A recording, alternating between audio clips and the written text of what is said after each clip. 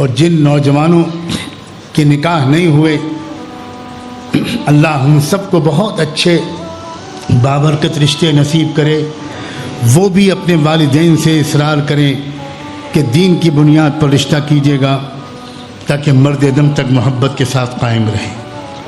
آج تک نہیں کوئی بتا سکتا کہ کوئی رشتہ واقعی دین کی بنیاد پر ہوا ہو اور دونوں سچے دیندار ہوں اور ان کے درمیان کوئی درار پڑی ہو۔ جب آپ رشتہ کریں گے حسن کی بنیاد پر، جب آپ رشتہ کریں گے خوبصورتی کی بنیاد پر، جب آپ رشتہ کریں گے دولت کی بنیاد پر، تو پھوٹ پڑے گی ہی پڑے گی، اس لیے کہ وہ حسن کسی عشق کا مرکزی توجہ پہلے رہ چکا ہے، اور وہ بگڑی ہوئی عادت کو سدھرنا عام طور پر آسان نہیں ہوتا۔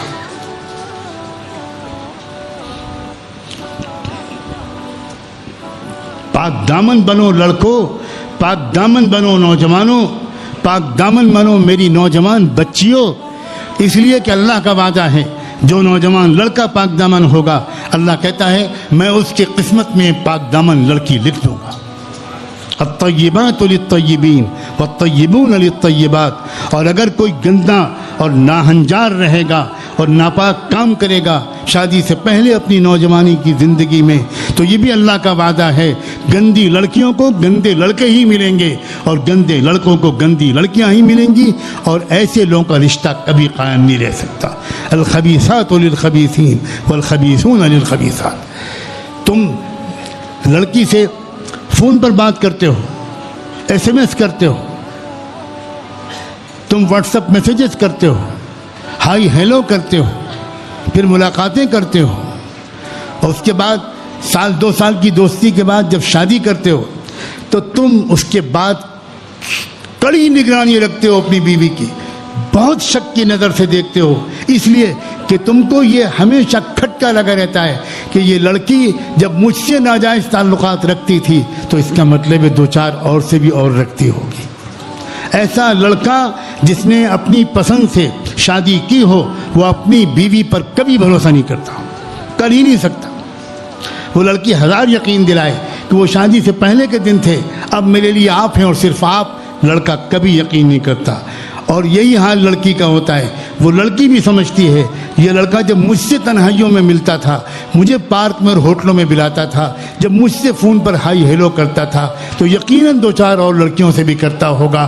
اب لڑکی بھی شک، لڑکے بھی کو بھی شک، لڑکی بھی موبائل کھول کھول کے دیکھتی ہے چھپ چھپ کے کس نے کس کس سے بات کی ہے، کس کس کے میسیجز ہیں، لڑکا بھی دیکھتا ہے۔ جب شک سے زندگی چلے گی تو یقیناً ایک نہ ایک دن یا قتل ہوگا یا طلاق۔ اندھے ہو گئے ہیں بچے اور بچیاں، مجھے معاف کرنا کہ تم ان باتوں کو سمجھتے نہیں، تمہارے ماں باپ بھی نہیں سمجھاتے ان باتوں کو۔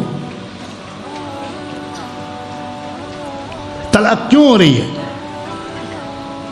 کیوں طلاق کے واقعات بڑھ رہے ہیں؟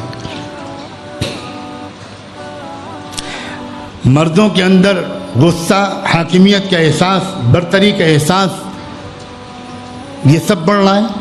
عورتوں کے اندر بغاوت، سرکشی یہ بڑھ رہی ہے۔